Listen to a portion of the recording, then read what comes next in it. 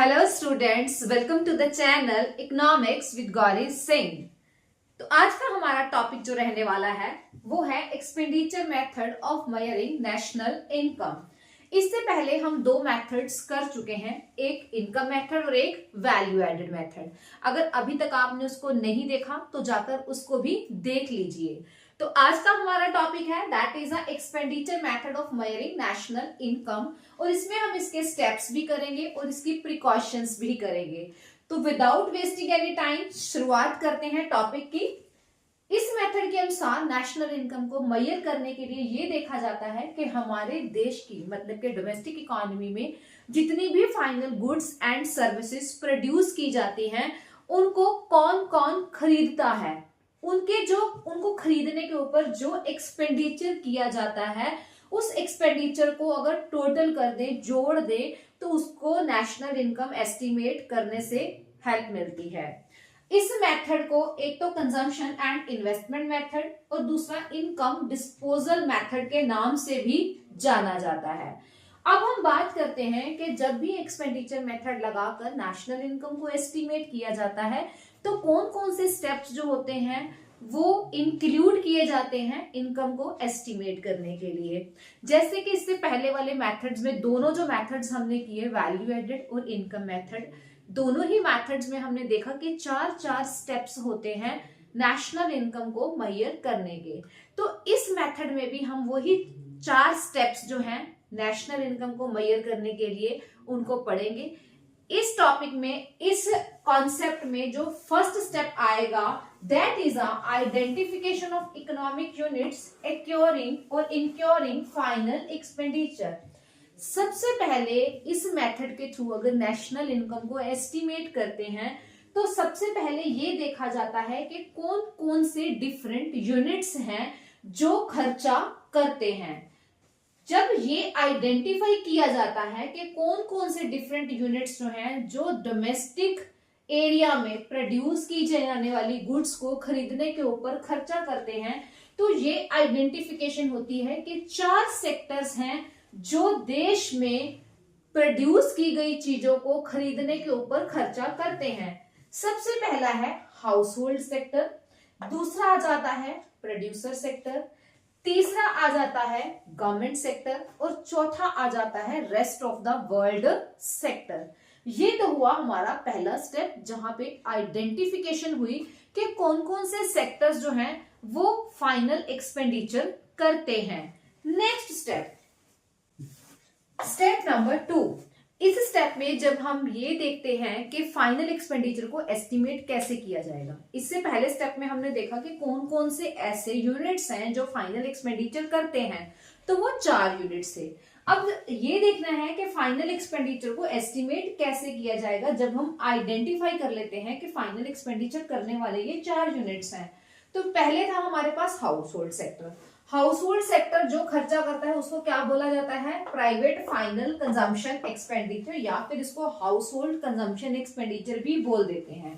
Second था हमारे पास government sector. Government sector जो खर्चा करता है उसको बोला जाता है गवर्नमेंट फाइनल कंजम्पशन एक्सपेंडिचर। जो खर्चा प्राइवेट फर्म्स के द्वारा किया जाता है या प्रोड्यूसर्स के द्वारा किया जाता है उसको बोला जाता है ग्रॉस डोमेस्टिक कैपिटल फॉर्मेशन। और जो रेस्ट ऑफ द वर्ल्ड की तरफ से खर्चा किया जाता है उसको बोला जाता है नेट एक्सपोर्ट्स। नेट एक्सपोर्ट्स क्या होते हैं? It is a difference between exports and imports. ये तो थे हमारे 2 स्टेप्स। अब थर्ड स्टेप होता है, इन चारों को जब जोड़ दिया जाता है, ये जो 4 फाइनल एक्सपेंडिचर्स हैं इनको जब जोड़ दिया जाता है तो क्या कैलकुलेट होके आता है? जीडीपी एट एमपी कैलकुलेट होके आती है। थर्ड स्टेप में हम देखते हैं कि डोमेस्टिक इनकम को कैसे एस्टिमेट किया जाएगा। डोमेस्टिक इनकम का एग्रीगेट क्या है? NDP at FC. जब भी हम ये मेथड लगाते हैं हमारे पास क्या निकल के आती है? GDP at MP. हमें कैलकुलेट क्या करनी है? NDP at FC. तो एनडीपी एट एफसी जिसको कैलकुलेट करना है पहले वो लिखेंगे। इस मेथड से क्या कैलकुलेट होके आता है? GDP at MP. अब ग्रॉस से किस पे जाना है? नेट पे जाना है। तो डेप्रिसिएशन को क्या किया जाएगा? माइनस। डोमेस्टिक प्रोडक्ट सेम है, कोई चेंज नहीं होता। मार्केट प्राइस से कहाँ जाना है, फैक्टर कॉस्ट पे जाना है। मार्केट प्राइस से फैक्टर कॉस्ट की तरफ जाने के लिए एनएटी क्या होती है, माइनस होती है। तो इस तरीके से हमारी जो डोमेस्टिक इनकम है वो एस्टिमेट हो जाती है। स्टेप 4 में हम देखते हैं कि नेशनल इनकम को कैसे एस्टिमेट किया जाता है। अब नेशनल इनकम का एग्रीगेट क्या है, एनएनपी एट एफसी। हमारे पास क्या कैलकुलेट होके आया थर्ड स्टेप में, एनडीपी एट एफसी। जो कैलकुलेट करना है उसको हम पहले लिखेंगे एनएनपी एट एफसी, जो कैलकुलेट हो चुका है उसको हम यहां लिखेंगे एनडीपी एट एफसी। अब ये क्या है, डोमेस्टिक, हमें किस पे जाना है, नेशनल पे।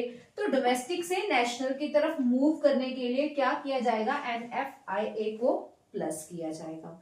तो यहाँ पे हमारे जो 4 स्टेप्स हैं नेशनल इनकम को एक्सपेंडिचर मेथड के थ्रू मेजर करने के, वो खत्म हो जाते हैं। इसके बाद बात करते हैं प्रिकॉशंस की। जब भी ये मेथड लगाया जाता है तो कुछ प्रिकॉशंस जो होती हैं उनको ध्यान में रखा जाता है नेशनल इनकम को एस्टिमेट करते हुए। तो पहली प्रिकॉशन जो आती है, expenditure on intermediate goods are not included, क्योंकि हम बात किसकी कर रहे हैं, फाइनल एक्सपेंडिचर की। और फाइनल एक्सपेंडिचर में इंटरमीडिएट के ऊपर किया गया खर्चा जो होता है वो ऑलरेडी इंक्लूड होता है। तो जब हम फाइनल को ले रहे हैं तो फिर इंटरमीडिएट एक्सपेंडिचर को हम इंक्लूड नहीं करते। Second, expenditure on the purchase of second hand goods are not included. जो भी खर्चा सेकेंड हैंड गुड्स को खरीदने के लिए किया जाता है उसको भी हम नेशनल इनकम में इंक्लूड नहीं करते। क्यों नहीं करते, क्योंकि जब ये गुड्स नई बनी थी इनिशियली, इनके ऊपर जब खर्चा किया गया था तभी इस खर्चे को कैलकुलेट कर लिया गया था। अब फिर से जब ये पुरानी हो चुकी हैं, इनको खरीदा या बेचा जा रहा है, फिर से इस खर्चे को इंक्लूड नहीं किया जाएगा। Third, expenditure on the sale of financial assets, shares, debentures and bonds are not included. कोई भी खर्चा किसी भी फाइनेंशियल एसेट को खरीदने के लिए किया जाता है या फिर किसी डिबेंचर को या शेयर्स को खरीदने के लिए या बेचने के लिए कोई खर्चा किया जाता है तो उसको नेशनल इनकम एस्टिमेशन में इंक्लूड नहीं किया जाता। Fourth, expenditure on commission paid for the sale and purchase of second hand goods are included. इससे पहले हमने बोला कि सेकेंड हैंड गुड्स को खरीदने या बेचने के ऊपर जो खर्चा किया गया उसको नेशनल इनकम एस्टिमेशन में इंक्लूड नहीं किया जाएगा। लेकिन जो कमीशन पे किया जाता है सेकेंड हैंड गुड्स को खरीदने या बेचने के लिए, उस कमीशन को ऐड किया जाएगा क्योंकि इसके बदले में कोई नई सर्विस दी जा रही है। Last is imputed value of expenditure on the goods produced for self consumption or owner occupied house is included। कोई भी ऐसी गुड्स जो सेल्फ कंजम्पशन के लिए प्रोड्यूस की गई है या कोई प्रॉपर्टी जो सेल्फ कंजम्पशन के लिए यूज की गई है, उसकी इम्प्यूटेड मतलब कि एस्टिमेटेड जो वैल्यू होती है उसको नेशनल इनकम एस्टिमेशन में इंक्लूड किया जाएगा। आई होप आपको ये पूरा कॉन्सेप्ट अच्छे से समझ आया है। कॉन्सेप्ट समझ आया है, वीडियो अच्छी लगी है तो चैनल को लाइक करना और सब्सक्राइब करना, वीडियो को लाइक करना और चैनल को सब्सक्राइब करना बिल्कुल मत भूलिए। मिलते हैं अपनी नेक्स्ट वीडियो में अपने अगले कॉन्सेप्ट के साथ। Till then take care, bye bye.